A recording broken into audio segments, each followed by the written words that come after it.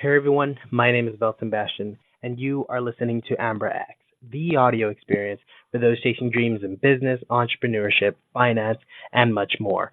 On today's episode, I'm here with Sean Lowery, the founder and CEO of Lowery Brands, a multi-million dollar e-commerce business. On another note, I'm pretty sure you can tell right now that the audio quality is much different, and that's because I'm currently at home recording with my headset mic versus using the professional or the more professional microphone that I usually use for my podcast. And that's because looking back at the recording, it seems like my network connection was not the best, and therefore my audio throughout the podcast was not necessarily as spectacular. So I am re-recording the intro, just kind of letting everyone know. As you're listening through, my audio is not the best, but you can hear Mr. Lowery's audio very, very well. So you'll still get a lot of great insight. You'll still get a lot of great knowledge. And without further ado, I'd really love to present to you the podcast. Thanks. Yeah, I've had a pretty long journey, starting back about 7-8 years ago in my mom's basement. That's where I quit my first corporate job and decided that I was getting into the entrepreneurship life. So it was a long way to get where I'm at now. I was in Philadelphia then. Now I live in Charleston, South Carolina. And my business it's Lowery Brands. We have a couple brands, but the main one, about 95% of our revenue right now, is my brand United Monograms. And it's Okay.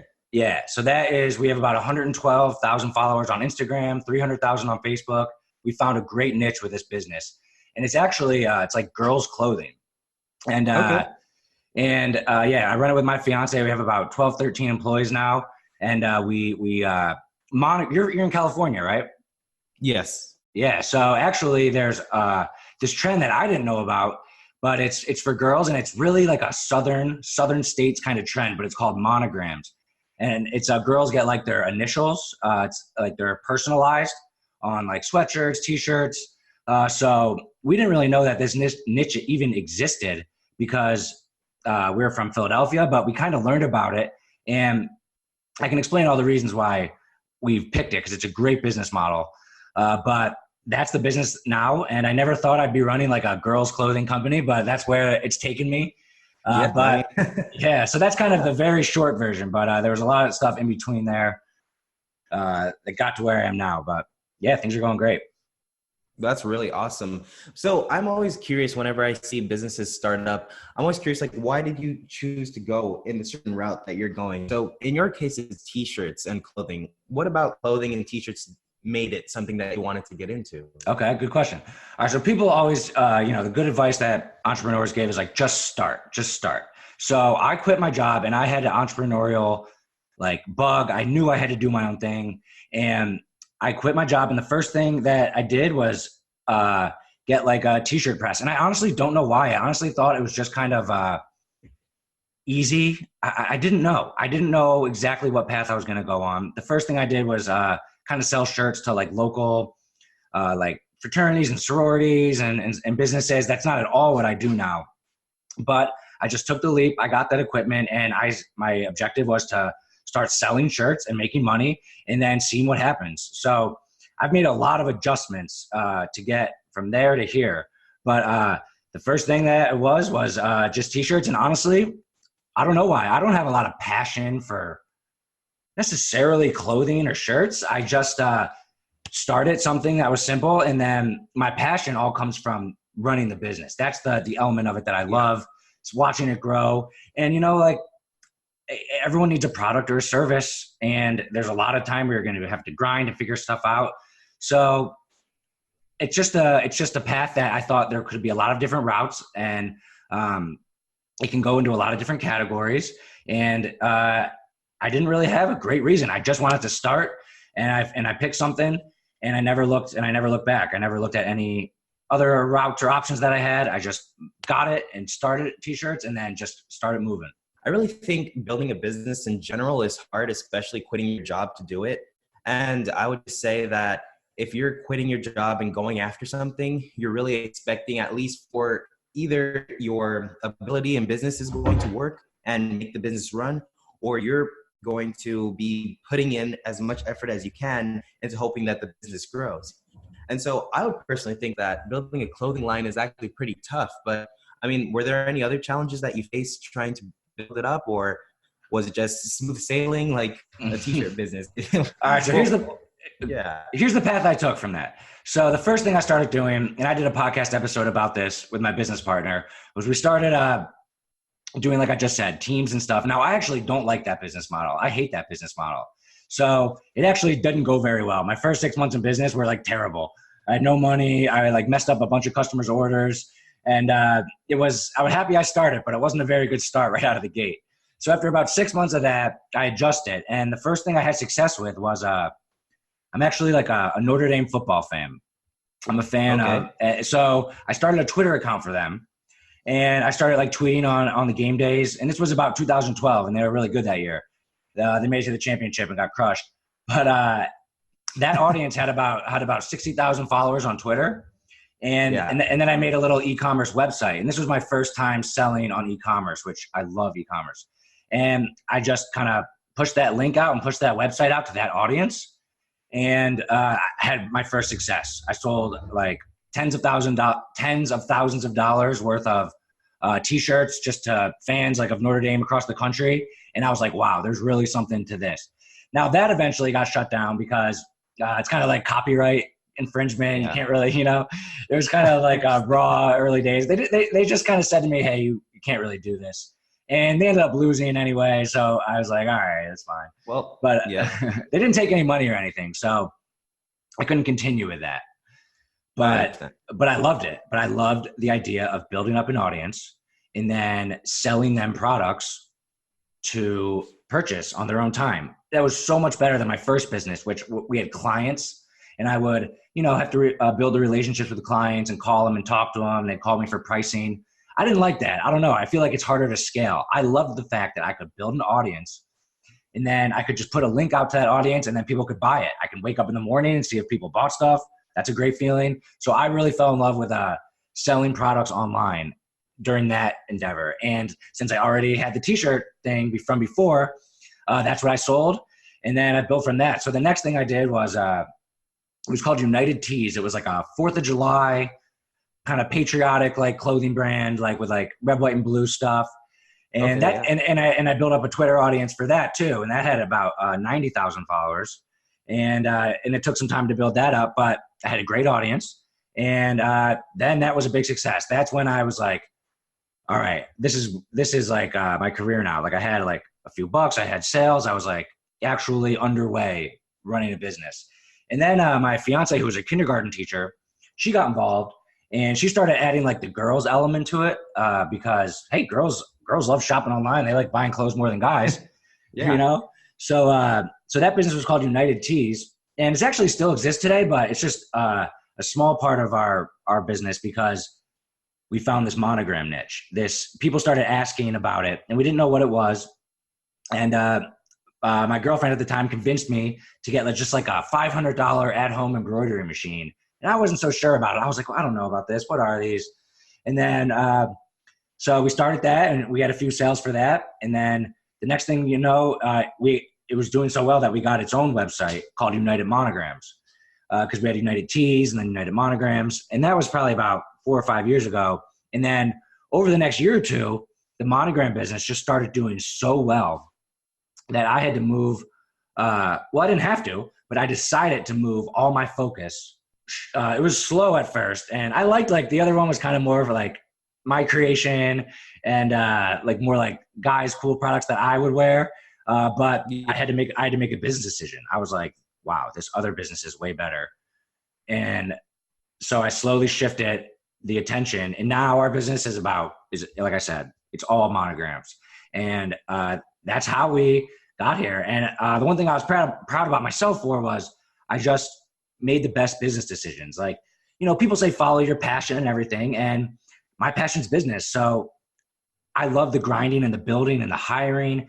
And I love our customers for our United Monograms business. They're all girls, but I'm in love with the process of building it. So, I'm not like super passionate about clothing or like my product, but I'm super passionate about the business. And I think that is something that like your listeners can learn from. if you love the process of building the business, then you can be smarter about what products and services you sell, because you need a market there. And we found a great niche now, and we're kind of exploding. It's going great. Well, that's really awesome. I think you really highlighted the fact that pivoting can oftentimes be a challenge, knowing that, hey, something new is happening and I have to move and adjust and tailor my business towards that. So I can either stay stagnant in what it is that I'm currently doing and, try to push it out that way. And then you mentioned the whole thing about getting into the monogram niche and getting in, using the embroidery machine and whatnot to develop further into that niche. I think that's a huge challenge for people. Like, I personally think that it's hard to change. And if you're already putting in lots of resources towards And for your listeners, like, I don't want to confuse people. I think that's really good to focus on like one thing and make. Exactly. But I made the changes. I did make changes. So I say focus on one thing, but then people could come back to me and say, oh, well, you had United Teas and the Notre Dame thing and your screen printing business and monograms. How are you focusing on one thing? Well, I made the shifts very slowly and I made them intelligently and strategically. Notice they all were based upon my first purchase of that screen printing equipment. I figured out I didn't like that business, and then I like to sell online. But what did I sell? Something that I could produce with the equipment that I already bought. Exactly. So like I think the entrepreneurs need to make decisions quickly. For example, I chose t-shirts and that was that. And I just chose it. I don't really have a great reason, but I made that decision quickly, and then I slowly and strategically changed. So it's really all one thing. I mean, it's been like one legal business throughout the whole journey. We had I think that a lot of young entrepreneurs, they try to do a lot of different things. And I think that's a bad idea, because you need to really it's so hard to build one business that you need to focus on it all the time. And if you have 3 businesses and one of them hits a road bump, you might turn your attention to the other 2. I mean, and you don't have any success if you're just starting. You don't have a proven track record. So I don't know how you think you're going to juggle 3 businesses. And that's why I think a lot of the times people, they use that as an excuse if they're an entrepreneur. They're like, well, I don't want to just do one thing. I want to do a bunch of different stuff. And then they just end up bouncing all over, avoiding tough obstacles that they may hit in one of them. And they make decisions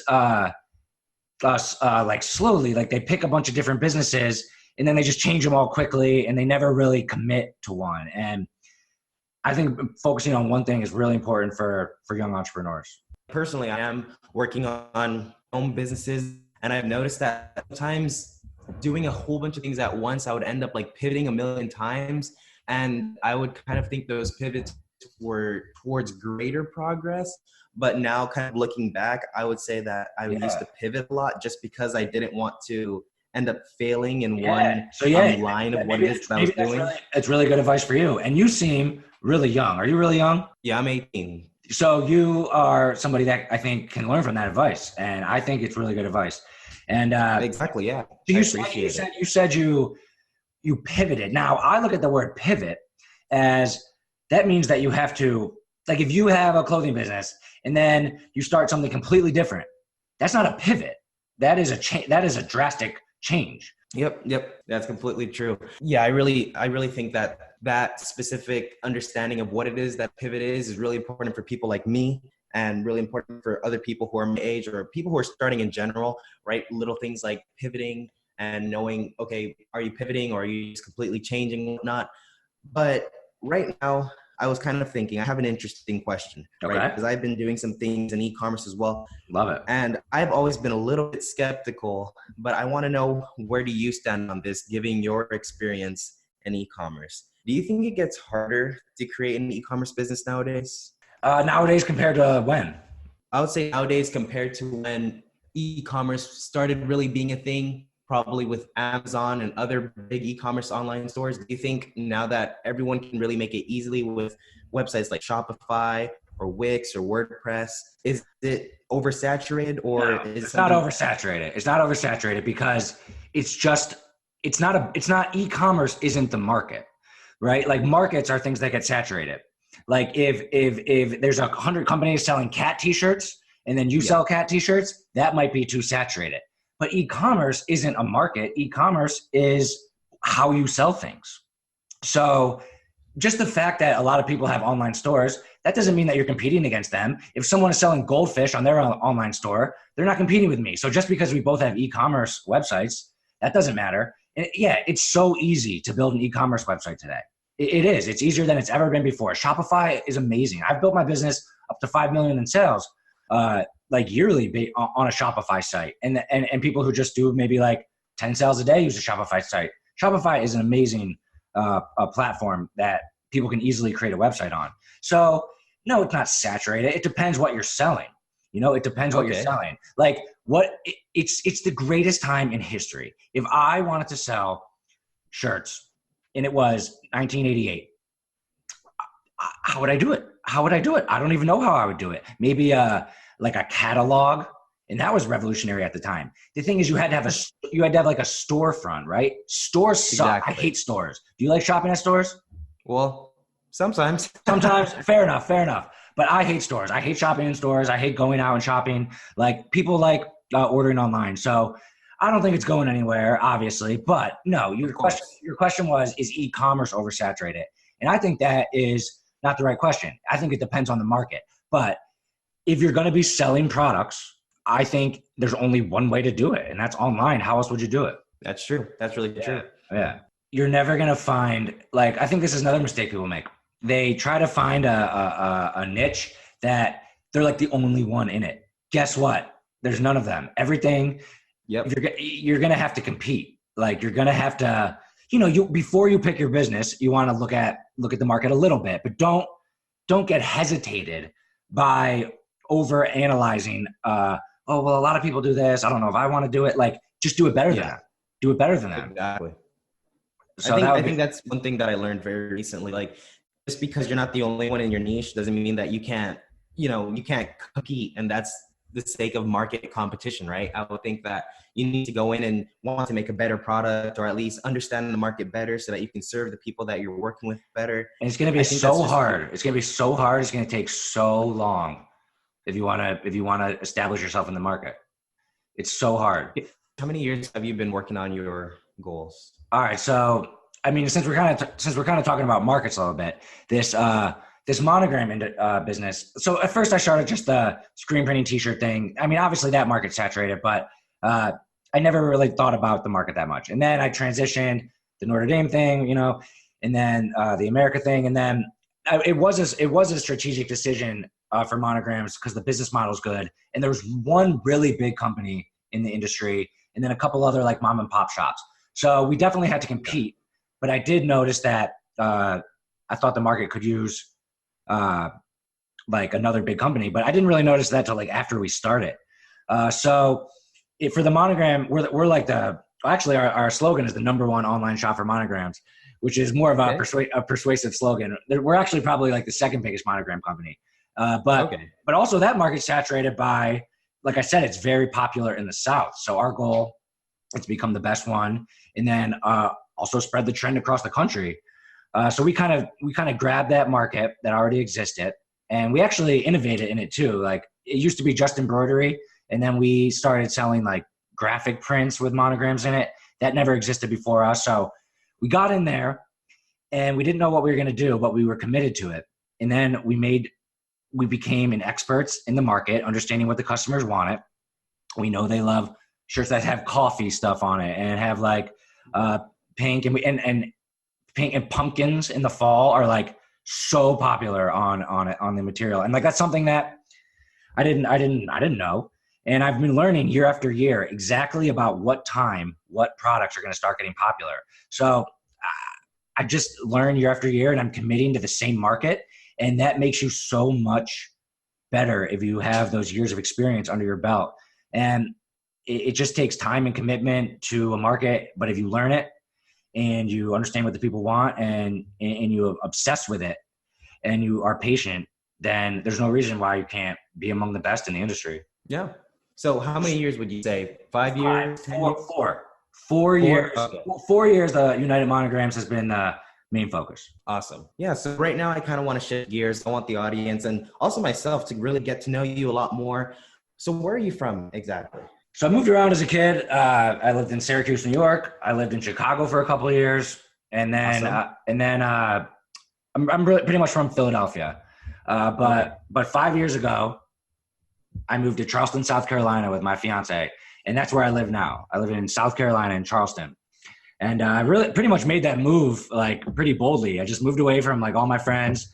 I didn't know anyone here, and we hear good things about the city, and it's a beautiful place, warm weather.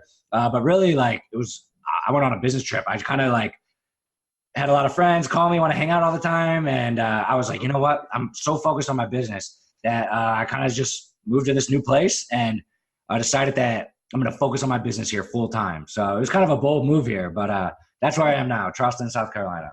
Charleston, South Carolina. Awesome. So what are your goals for the next 5 years? My goals for the next 5 years. So I think like a lot of the times, goals and projections are kind of impossible because some depends, right? Like if when I started like 5 years ago, when I was maybe still in Philly, or say 6, 7 years ago, still in Philly, and I had the screen printing thing going, and you asked me what my goals were, I probably should have said I'm going to build a big screen printing company. I'm going to do all this stuff, but like there were pivots that I had to make. So I don't like to be, and that's kind of anti some advice people will say where they say have a very specific vision of exactly where your company's going to be. So that's just the first note that I have anytime I talk about 5-10 years out. But if I had to say right now, I would say I want to have 80 million in revenue, hundreds of employees, and be the biggest monogram company, and have the trend spread across the country and be still growing the business. That's what I would say now. But again, that could pivot, that could shift, but I'm always going to be on top of it. But that's where I'm going to keep doing what I'm doing, and I'm not planning on changing or anything. Like it could happen, but I'm not planning on it. So that, if I had to say, that would be my plan for 5 years. 80 million in revenue. That's your 5 years. Yeah. Well, that's I really like how you phrase that answer, because I personally have a similar mindset.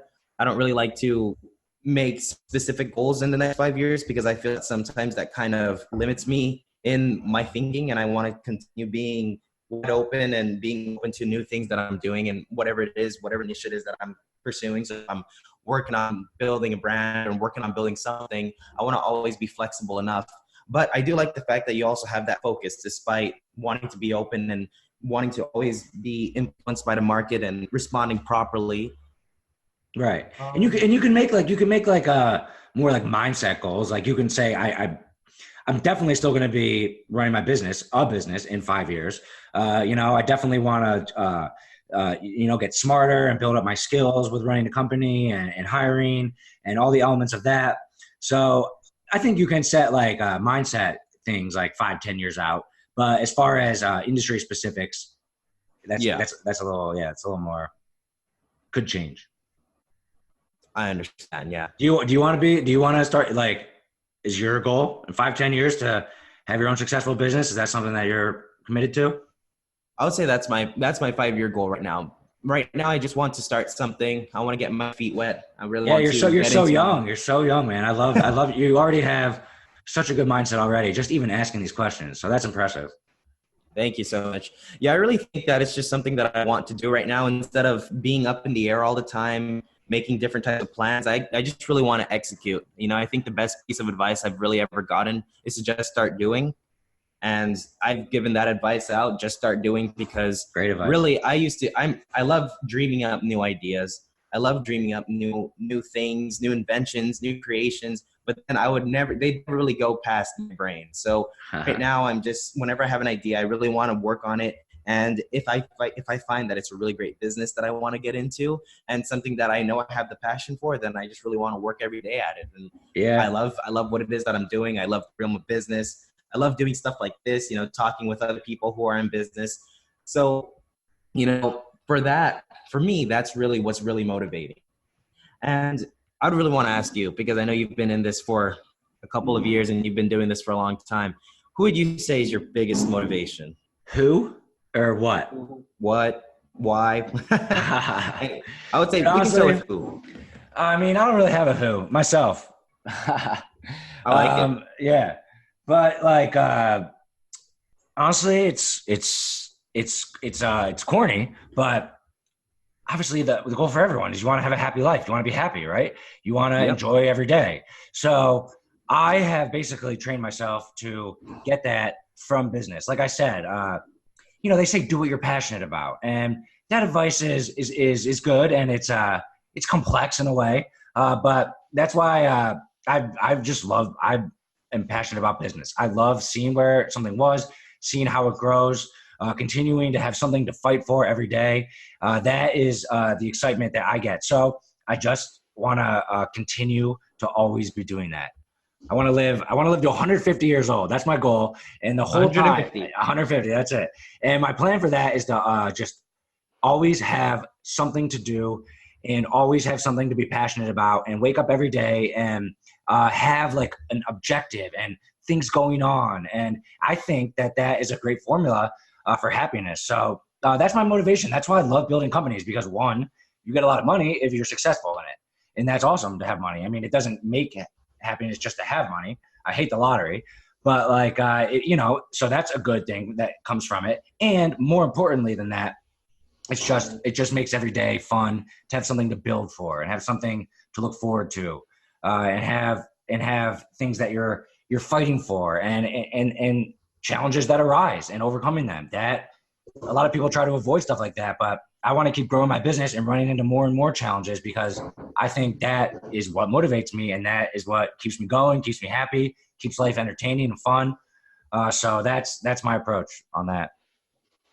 I love it. I really love it so much. Well, I really wanted to thank you again for being on the air with me. I really love the fact that I got to have you here so that you could explain and, really show through a great example what it means to follow a passion, work on a business. Guys, also, please make sure that you check out Mr. Lowery's podcast. Yeah.